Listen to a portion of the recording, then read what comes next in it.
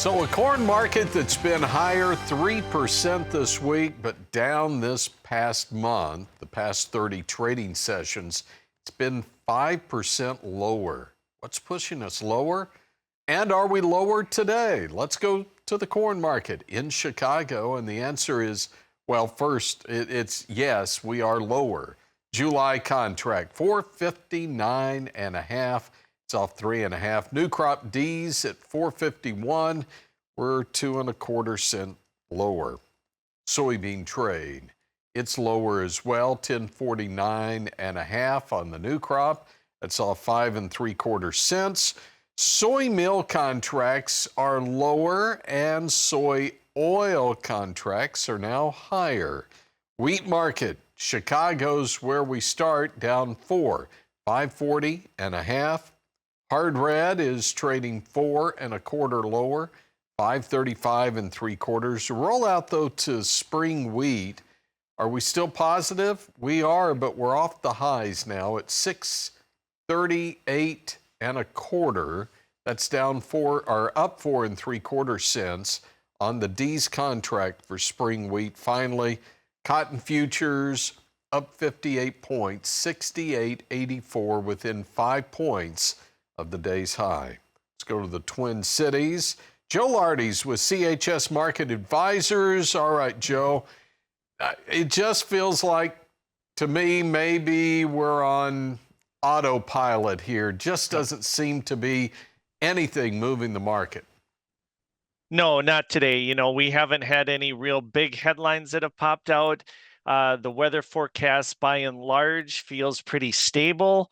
And so we're coming into the long holiday weekend. And if the folks in my office are characteristic of places around the country, I think there's going to be a fair amount of people sneaking out today to take advantage of the first nice long weekend we've had. And, you know, these markets just are feeling a little bit tired. And you mentioned earlier, you know, about some of the price moves that we've seen over the past week, month, or whatever. Fingers crossed, we can still maintain positive weeks across the grain sector here, as long as we don't fall apart any further, and maybe get a little positive momentum price-wise going, even though today is ending on a down note. Okay, let's look at the wheat market for a moment. Chicago, KC, both under pressure. Yep. Minneapolis trying to do it on its own there. What's happening with the spring wheat?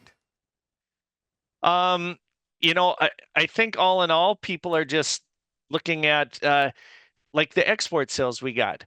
We saw a little bit of demand in the wheat market that's kind of been few and far between, and it was coming from some places that we typically haven't seen.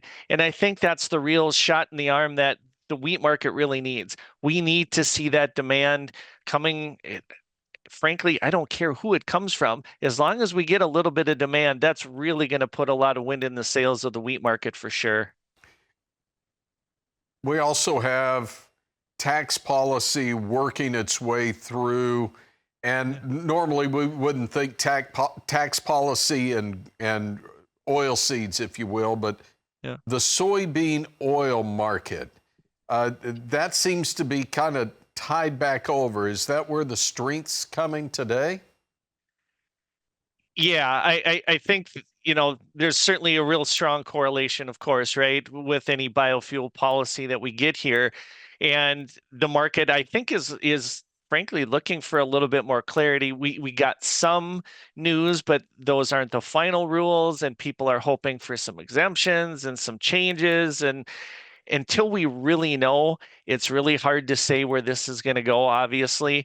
But the soybean oil market is going to be very reactive to any changes in rumors or ideas that the market might have regarding that policy. All right, Joe, we're wrapping it up, so I won't tell anybody if you slide out the back door there and break away for the long weekend. Joe Lardy is with CHS Market Advisors. I'm not going to sneak off. I'll be right here. And when we come back, we'll pick up the conversation with livestock futures. Market Day Report continues in a moment.